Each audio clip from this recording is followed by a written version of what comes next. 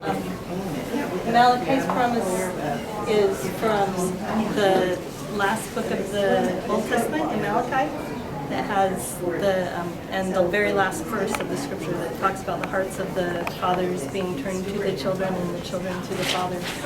Trying to figure out how to visually represent my feelings about that and about the linkage between generations and how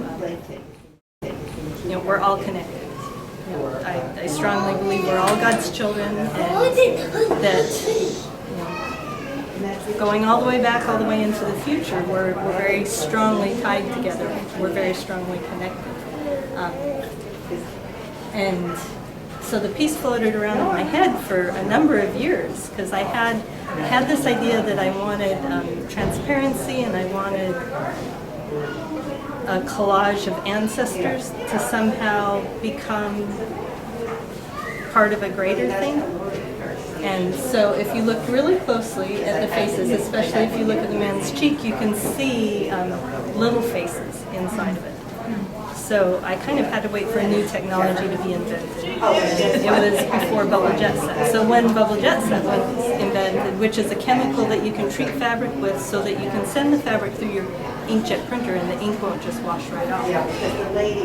So once they invented that, I went, I know how I can do this. So we took all the photos we have of my husband's and my male ancestors and our female ancestors, and photoshopped them and collaged them, and then printed them out on organza, which is the transparent fabric that the faces are made out of. And I put a layer of a dark netting under parts of the face to make it darker and lighter. And this was also some of my first attempts at creating faces, which are really, really hard. And I don't have formal art school training, so it was a long time of trying to figure out how to do that, how to get something that's curved and nuanced and has all different shades in it into just dark, light, and medium shades. And I had my brother, who is an artist, who does really great graphic portraits that are kind of flat with dark, medium, and light. I said, how do you do this? So he helped me out, and I ended up kind of projecting the faces I wanted on the wall on a full-size, huge piece of paper and drawing it and redrawing it and redrawing it over and over 100 times till I got what I wanted, and finally figured out where to put the dark and the light and the medium. And then each of the women in here, and there are more in this series to come, are partly from historical photographs, well, all from historical photographs. And I've built up layers of color and texture with just paint.